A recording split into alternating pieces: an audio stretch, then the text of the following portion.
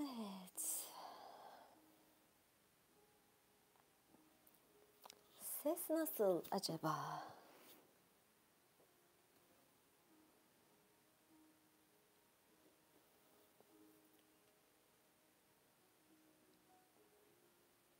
Hoş geldiniz.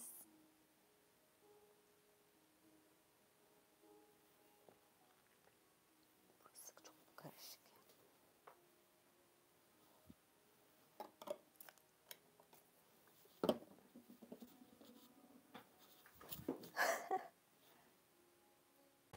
Selamlar, hoş geldiniz.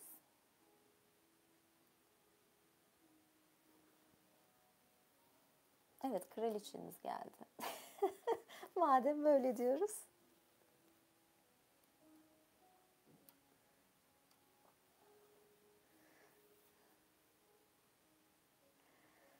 Bu yazan kimse bunu... Hah, tamam. Ben engelliyordum yoksa. Hoş geldiniz.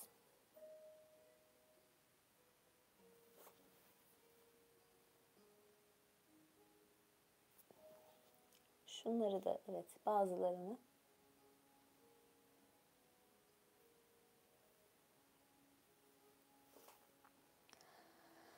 Evet, yayında moderatör var. Zaten direkt böyle kişileri engellemek lazım. Aslında bir ayarlama yapacağım. Sadece abone olanlara ya da sadece bazen üyelere izin vereceğim. Yazı yazma hakkı. Evet. YouTube ses ortalamasının altında. Bakayım. Ses ayarına biraz daha bazen daha kısık oluyor. Bakayım şimdi daha mı iyi?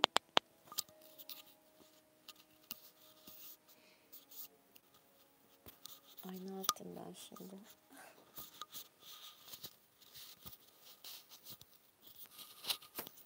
Evet. Kıstım mı? Of. Bir dakika. En iyisi böyle yapayım ya. Niye zorlanıyorum? Artısının eksisi artı. Teşekkür ederim.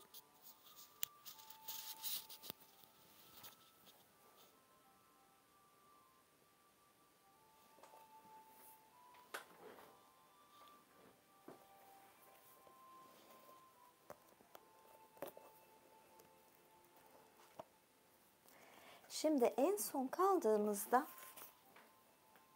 böyle ne illaki şeye geçmek istemiyorum. Şöyle rahat, böyle daha rahat edeceğim. En son ses gayet iyi geliyor değil mi?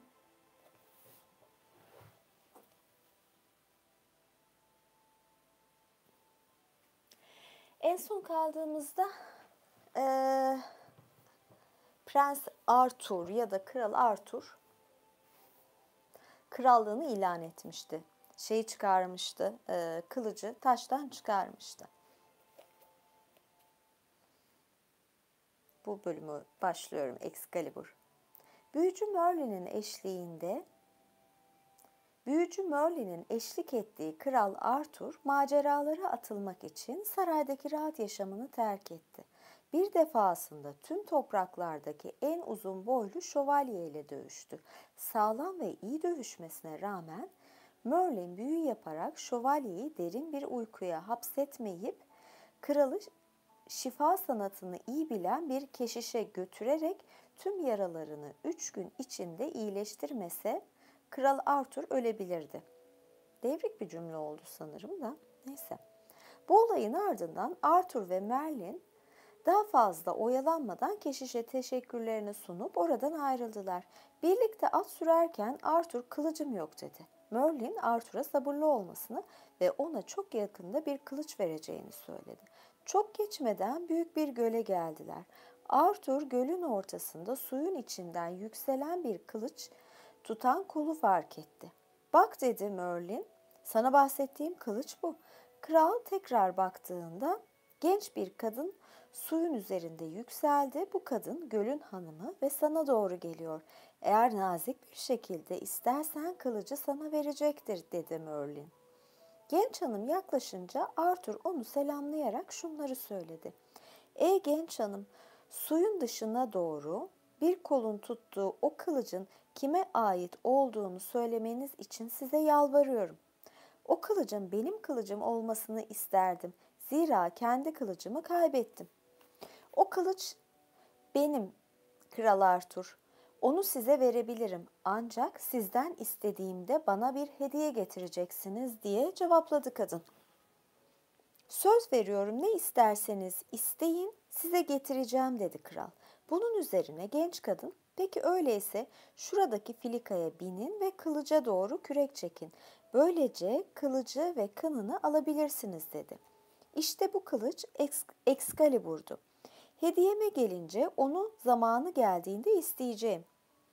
Kral Arthur ve Merlin altlarından inip onları sıkıca bağladıktan sonra filikaya bindiler.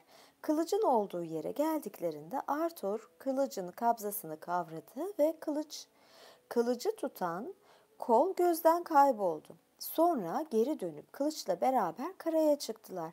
Kral at sürerken kılıcına büyük bir sevgiyle bakıyordu. Merlin bunu gördüğünde gülümseyerek hangisini daha çok sevdin, kılıcı mı yoksa kınını mı diye sordu. Kılıcı daha çok sevdim diye cevap verdi Merlin. Öyleyse çok da bilge sayılmazsın çünkü kın kılıçtan 10 kat değerli. O üzerinde olduğu sürece fena halde yaralansan bile kan kaybetmezsin dedi Merlin. Carleon kentine doğru at sürdüler. Arthur'un şövalyeleri onları sıcak bir şekilde karşılayarak tıpkı sıradan bir insan gibi hayatını riske atan bir krala hizmet etmekten memnun duyduklarını belirttiler. Böyle bölüm bölüm yapmış burada. Şimdi geçen de çünkü kılıca ulaşmıştı Merlin. Taştan çıkarmıştı. Merlin diyorum. Kral Arthur. Yani bu daha farklı bir yorumu belki de. Şimdi yuvarlak masa şövalyeleri toplanıyor diye bir bölüm okuyacağım. Evet.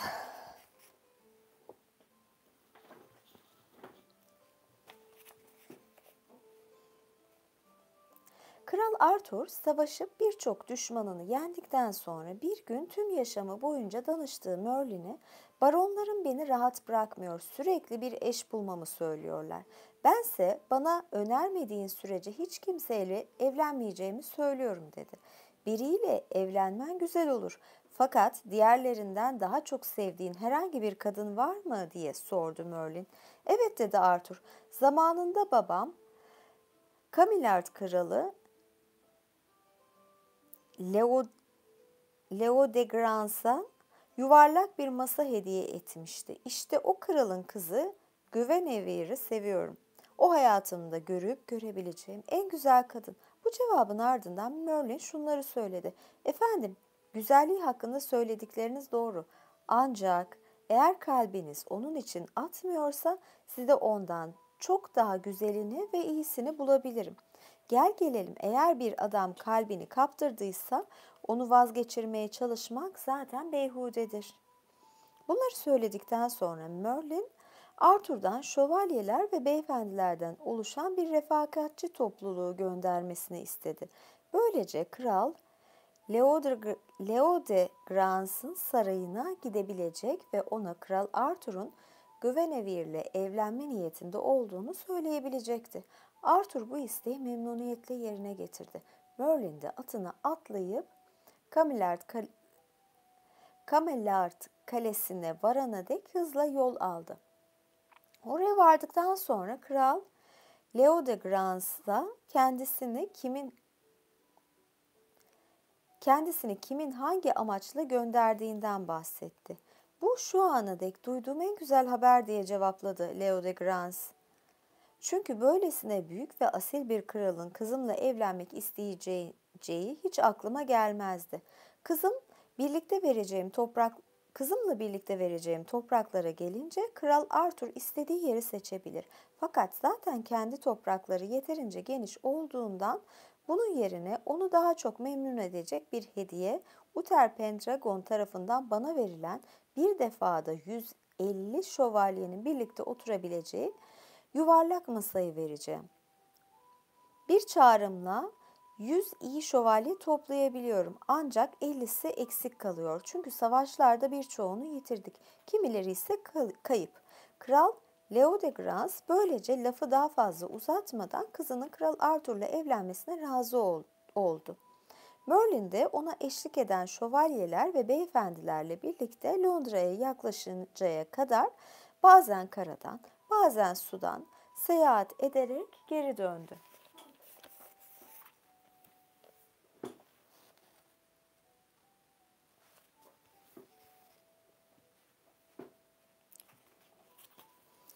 Kral Arthur, Merlin ve şövalyelerin yuvarlak masayla birlikte geldiğini duyunca neşeyle dolarak yanındakilere Merlin'in bana getirdiği bu haberler beni gerçekten çok mutlu etti. Çünkü o güzel kadını uzun zamandır seviyorum ve yuvarlak masa benim için en büyük zenginliklerden daha değerli dedi. Bunun ardından Sir Lancelot'a kraliçeyi getirmek üzere yola koyulmasını emretti.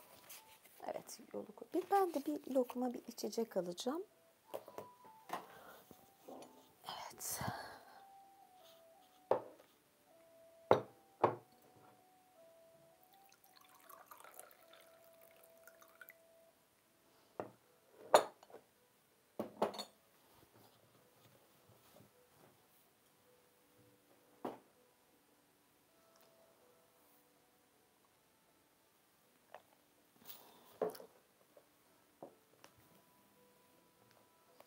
Evet, devam ediyorum.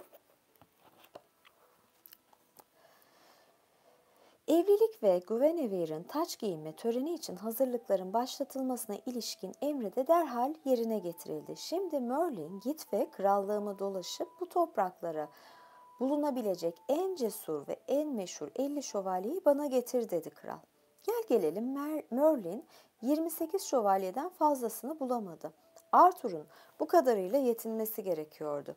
Canterbury piskoposu getirildi. Yuvarlak masadaki sandalyeler kutsandı. Şövalyeler de bu sandalyelere oturdular. Piskopos kutsamasını bitirdikten sonra Merlin, saygıdeğer efendiler, hepiniz ayağa kalkın ve kralımıza hürmetlerinizi sunun dedi. Şövalyeler ayağa kalkıp Merlin'in isteğini yerine getirdiler. Şövalyelerin oturduğu sandalyelerin her birinde o sandalyede oturan şövalyelerin ismi altın harflerle yazılıydı. Ancak 2 sandalye boştu. Bunun üzerine genç Gawain kralın yanına gelip Guinevere ile evleneceği günde kendisini şövalye ilan etmesi için yalvardı. Bunu seve seve yaparım. Ne de olsa sen kız kardeşimin oğlusun dedi kral. Kral konuşurken perişan bir adam içeri girdi. Yanında da cılız bir kısrağa binen 18 yaşlarında bir genç kız vardı. O zamanlarda erkeklerin kısrak sürmesi alışılmadık bir şeydi. Kral Arthur nerede diye sordu. Adam, burada onunla bir işin mi var dedi şövalyeler.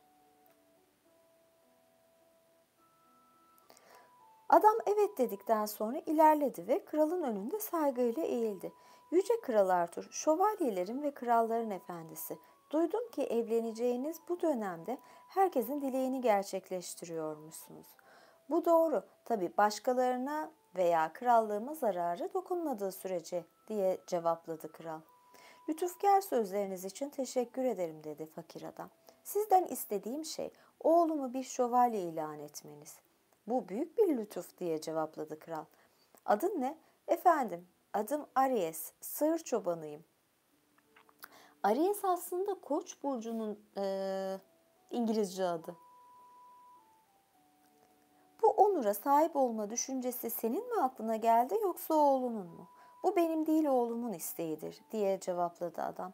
Söylediğimde sığırlara bakan, tarlada çalışan 13 oğlum var. Ancak bu çocuk ok fırlatmaktan ya da dövüşlere gidip şövalyeleri izlemekten başka hiçbir şey yapmıyor.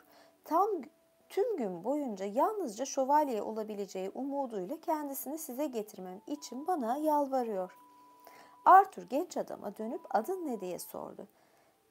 Efendim adım Thor. Seni şövalye ilan edebileceğim kılıcın nerede dedi kral. Burada efendim.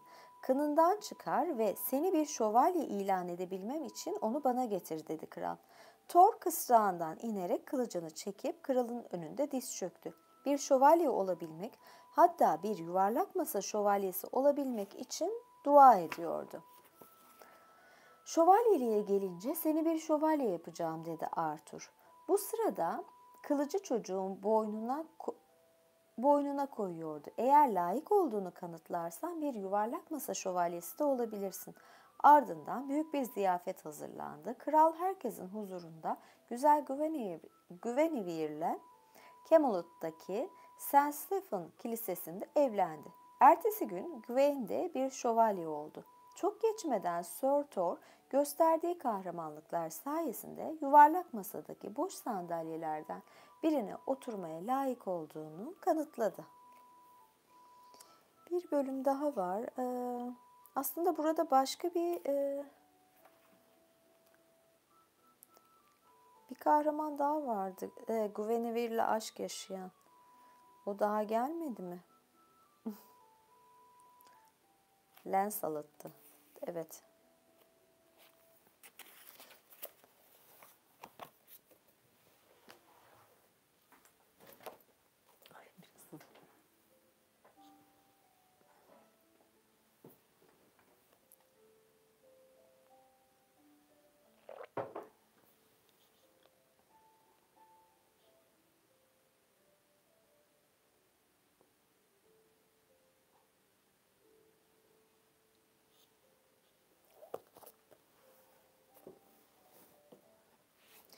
Şöyle bir bölüm daha var ama sanırım burada 1, 2, 3, 4 buçuk, 5 buçuk, 6 buçuk sayfa. Evet, yayını ben burada kapayım. Artık bir dahaki başka bir yayında devam ederiz.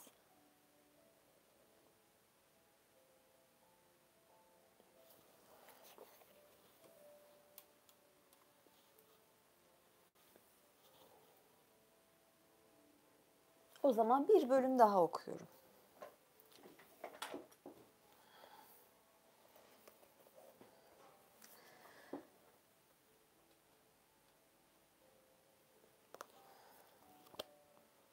Bir bölüm daha okuyorum.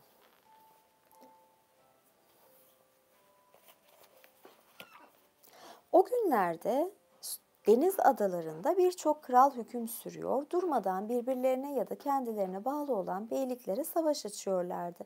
Günlerden bir gün Arthur'a Kuzey Galler kralı Rions'un büyük bir ordu toplayıp topraklarını yağmaladığını ve halkının bir bölümünü katlettiğinin haberi geldi. Arthur bunu duyunca büyük bir öfkeyle ayaklandı ve tüm lordlarına, şövalyelerine ve muhafızlarına kendisiyle Camelot'ta buluşmasını emretti.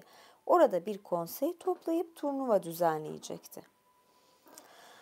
Toprakların her bir köşesinden şövalyeler Camelot'a akın etti. Şehir silahlı adamlar ve atlarla dolup taşmıştı. Herkes toplanmıştı ki Avelyonlu Lady Lil'den bir haber getirildiğini söyleyen genç bir kadın çıka geldi ve kendisini Kral Arthur'a götürmeleri için oradakilere yalvardı. Kadın Kral Arthur'un huzuruna çıktığında omuzlarını kaplayan kürk pelerini çıkardı. Orada bulunanlar kızın yanında muhteşem şekilde dövülmüş bir kılıcın olduğunu gördüler. Kral bu garip görüntü karşısında merakla sessizliğe gömüldü. Ancak en sonunda genç hanım bu kılıcı neden taşıyorsun? Kılıçlar senin gibiler içindir dedi. Ah efendim, onu verebileceğim bir şövalye bulsam bana ağırlık ve büyük bir külfet olan bu kılıçtan kurtulacağım. Fakat beni bu yükten kurtaracak kişi güçlü ellere, kötülük ya da ihanet nedir bilmeyen saf bir kişiliğe sahip olmalı. Eğer böyle bir şövalye bulabilirsem bu kılıcı yalnızca o kınından çıkarabilir. Zira Kral Rions'un sarayında bulundum ve o şövalyeleri tüm güçleriyle kılıcı çekmeye çalıştılar ama başaramadılar. Şövalyelerin en iyisi olduğumu düşündüğümden değil. Zira biliyorum ki birçok kez diğerleri tarafından alt edildim.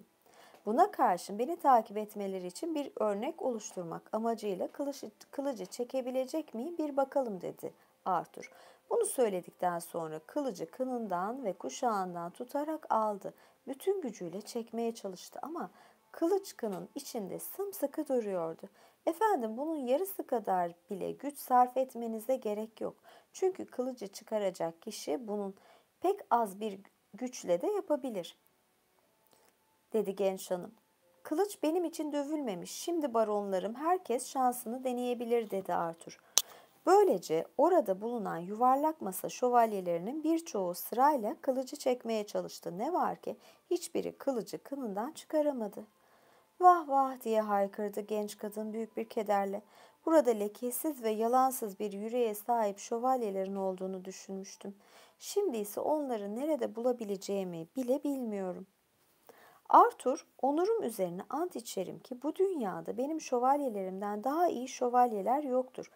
Fakat bu konuda bana yardım edemedikleri için son derece hoşnutsuzum diye karşılık verdi. Kralın, kralın kuzenini katlettiği için 1,5 yıl tutsak kalmış bir şövalye Arthur'un huzurundaydı. Asil kandan geliyordu ve adı Balin'di.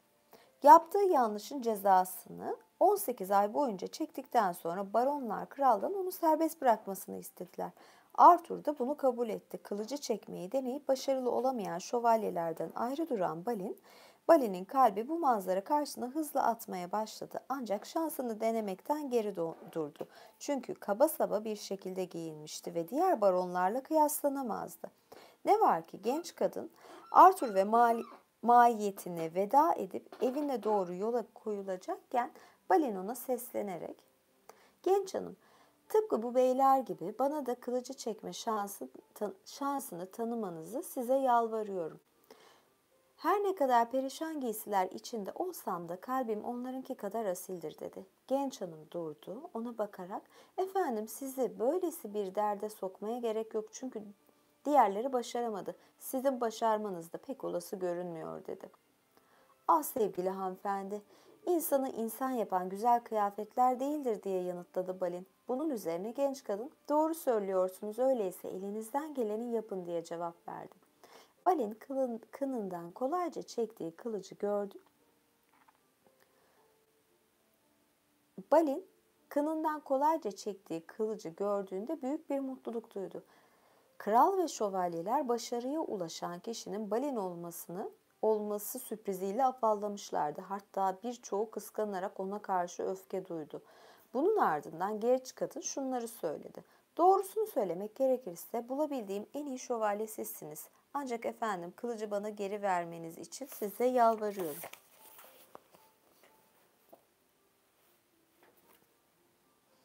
"Hayır, benden zorla alınana dek onu tutacağım," dedi Balin. "Kılıcı kendi iyiliğim için değil, sizin iyiliğiniz için geri istiyorum. Çünkü o kılıçla en çok sevdiğiniz insanı katledeceksiniz ve kendi sonunuzu hazırlayacaksınız," dedi genç kadın. "Başıma gelenlere katlanacağım ancak bedenim üzerine ant içerim ki kılıçtan vazgeçmeyeceğim," diye cevapladı Balin. Bunun üzerine kız büyük bir kederle oradan ayrıldı. Ertesi gün Sir Balin kılıcını kuşanıp sarayı terk ederek macera arayışına düştü. Hiç aklına gelmeyen birçok yerde birçok macerayla karşılaştı. Gittiği her mücadeleden galip ayrıldı. Arthur ve arkadaşı Merlin, Balin'den daha büyük bir başarıya ve saygıya layık başka hiçbir şövalyenin yaşamadığını anlamışlardı. Herkes onu Sir Balin le Savage, iki kılıçlı şövalye olarak tanıyordu.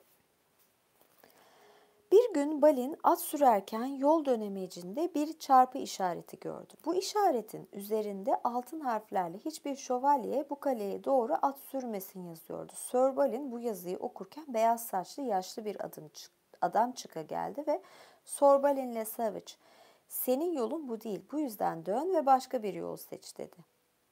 Yani Sir Balin herhalde direkt oraya doğru gidecektir. Adam bunu dedikten sonra ortadan kayboldu. Çok geçmeden çok şiddetli bir borazan çalındı. Tıpkı bir canavarın ölümünde bulunan borazanlara benziyordu. Balin bu borazan benim için çaldı. Ancak hala hayattayım diyerek kaleye doğru gitti.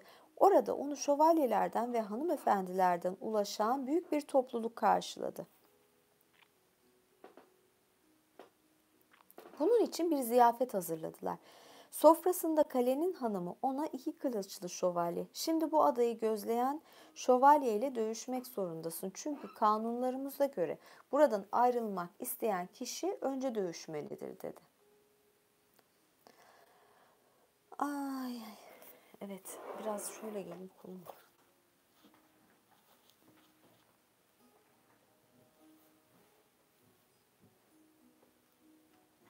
Gıcır diyor çünkü. Bu kötü bir gelenekmiş dedi Balin. Fakat madem mecburum öyleyse hazırım. Atım yorgun olsa da kalbim güçlü.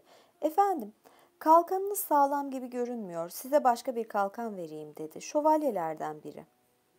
Balin de şövalyeyi dinleyip verilen kalkanı alarak kendi armalı kalkanını geride bıraktı.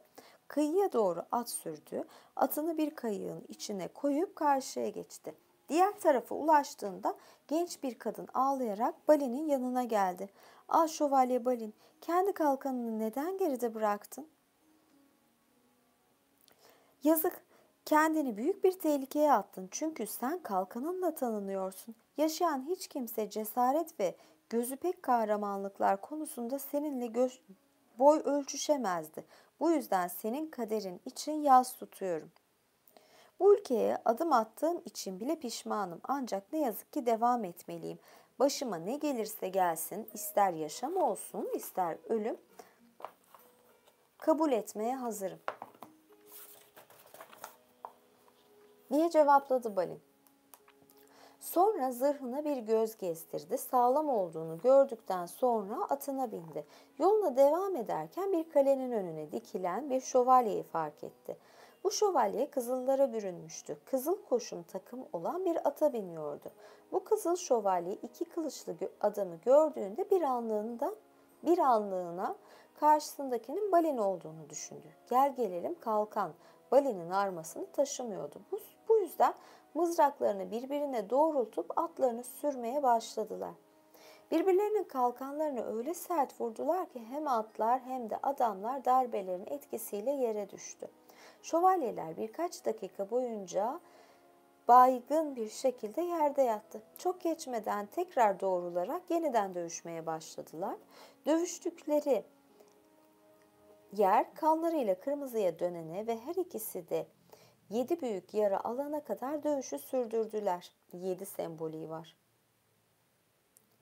"Sen hangi şövalyesin?" diye sordu Balin Lesavage. Nefeslenmek için durmuştu. Zira daha önce kendime denk bir şövalyeyle karşılaşmamıştım.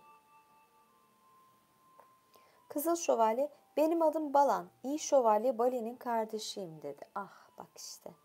"Heyhat, bunu da mı görecektim?" diye haykırdı Balin, kendini kaybedip yere düştü. Bunu gören Balan ayakları ve elleriyle sürünüp Balin'in miğferini çıkardı. Böylece kardeşinin yüzünü görebilecekti. Temiz hava Balin'i kendine getirmişti. Uyanarak, "Ah Balan kardeşim, sen beni katlettin, ben de seni. Tüm dünya ikimiz hakkında kötü konuşacak." "Ah," diye iç çekti Balan. "Keşke sen olduğunu anlasaydım. İki kılıcını gördüm ancak kalkanın yüzünden başka bir şövalye olduğunu düşündüm." "Vay başıma gelenler," dedi Balin. Bunu nasıl herhalde başka tür çevirmişler. Vay başıma gelenler. "Tüm bunlar kaledeki sevimsiz bir şövalye yüzünden gerçekleşti. Kalkanımı kendi kalkanıyla değiştirmeme sebep oldu. Eğer hayatta kalabilecek olsaydım o kaleyi yok edip başkalarını kandırmalarına izin vermezdim." "En iyisini yapmış olurdun," diye cevapladı Balan. "Çünkü bu adayı gözetleyen şövalyeyi yok ettiğimden beri beni esir olarak tutuyorlar. Yani seni de esirleri yaparlardı." Sonrasında kalenin hanımı ve beraberindekiler çıka geldiler. Şövalyeler inledikçe onları dinlediler. Balan kalenin hanımından kardeşiyle birlikte öldükleri yere gömülme lütfunu bahşetmesini istedi. İstekleri gerçekleştirildi. Kadın ve beraberindekiler ise onlara acıyarak gözyaşı döktüler. Ya hem sebep oluyorlar hem gözyaşı döküyorlar. Hayatları bu şekilde son buldu. Kalenin hanımı onlar için bir mezar yaparak mezarların üzerine yalnızca Bala'nın ismini yazdı. Çünkü Bali'nin ismini bilmiyordu. Gel gelelim Merlin biliyordu. Ertesi sabah gelip altın harflerle Bali'nin adını yazdı. Sonra Bali'nin kılıcını gevşetti. Kılıcın topuzunu çıkarıp kılıca başka bir topuz ekledi. Oradaki şövalyeye kılıcı tutmasını söyledi. Ancak şövalye bunu başaramadı. Bunu gören Merlin güldü. Neden gülüyorsun diye sordu şövalye. Çünkü dedi Merlin. Bu kılıcı dünyadaki en iyi şövalyeden başka kimse zapt edemez. O kişi de Sir Lancelot ya da onun oğlu Sir Galahad'tır. Bu kılıçla Sir Lancelot en sevdiği insanı katledecek. O kişi ise Sir Gawain. Bu tıpkı Merlin'in söylediği gibi daha sonra denizlerin üstünde yapılacak bir dövüşte gerçekleşecekti. Merlin tüm bunları kılıcın topuzuna yazdı. Sonrasında adaya gelen 15 santim genişliğinde çelikten bir köprü inşa etti. Bu köprüden kötü emellere sahip hiç kimse geçemeyecekti. Kılıcın kınını adanın bu yanına bıraktı. Böylece Galahad onu bulabilecekti.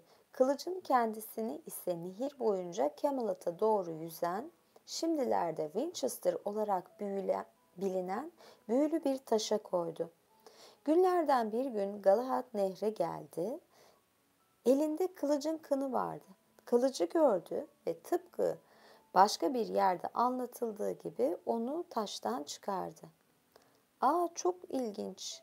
Yani burada gerçekten bu kısmı bilmiyordum.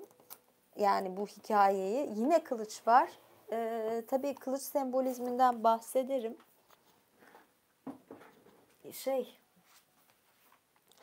Yani şövalyeler ve kılıç. Kılıcı biliyorsunuz zaten erilliğin simgesidir kılıç. Ben biraz şöyle yükselteceğim ya. Eğilmek istemiyorum.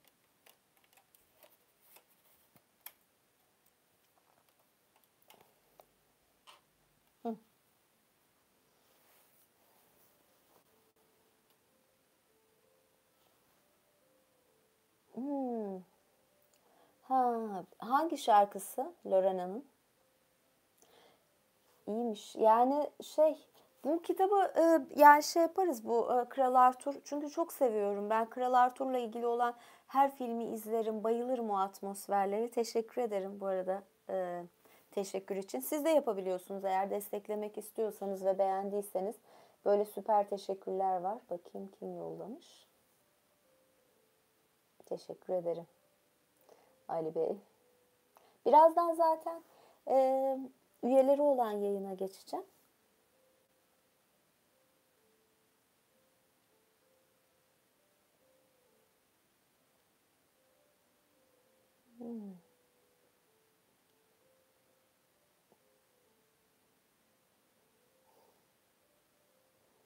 Evet. Devam edeceğiz yine Arthur'a. Yani çünkü seviyorum böyle bir şeyi devam ettirmeyi. Aslında Mahabharata'dan okumalar yapacağım ama Mahabharata binlerce sayfa. Hangilerini seçmem önemli. Lancelot da askerdi, şövalyeydi. Ama mesela Guinevere'e aşık oluyorlardı. O nasıl gelecek bilmiyorum. Başka bir boyutta görüyordu Guinevere. Bir aşk yaşıyorlardı ama kralına da sadıktı Lancelot. Yani ben bunu filmden hatırlıyorum. Böyle bir şeyler vardı. Ama mesela Lancelot'un oğlunu bilmiyordum. Bakalım o nasıl çıkacak, nereden gelecek? Mesela Kral Arthur'un o oğlu olan kişi de aslında kız kardeşi var. Morgana ondan yani olarak olmuş yani bir ne töreniydi? Hieroskamos töreninden yani birbirlerini bilmeden falan öyle bir şeyler var.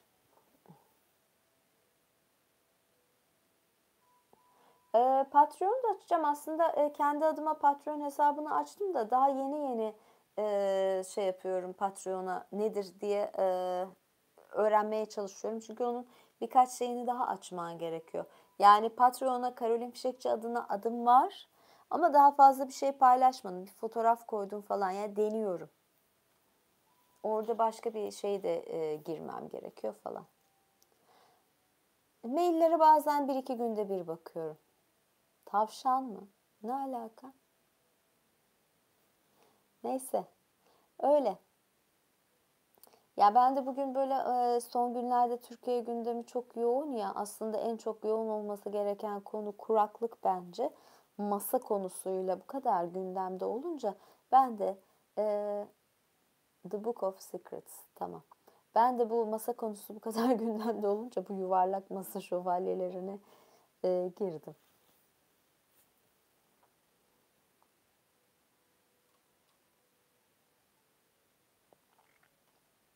Evet. Tekrar yuvarlak masa. Burada yuvarlak var. Elbisemde böyle yuvarlaklar var. Arkadaki resmim kendi yaptığım bir resim. Bolca yuvarlaklar dolu. Evet. Birazdan özel yayına geçiyorum. Dilerseniz üye olabilirseniz kaçırmazsınız. Görüşmek üzere. İyi geceler. Hoşça kalın.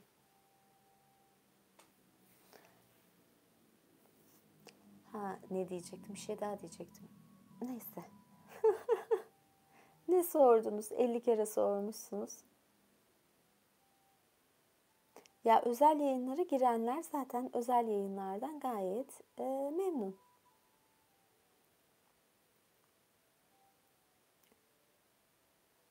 Görüşürüz.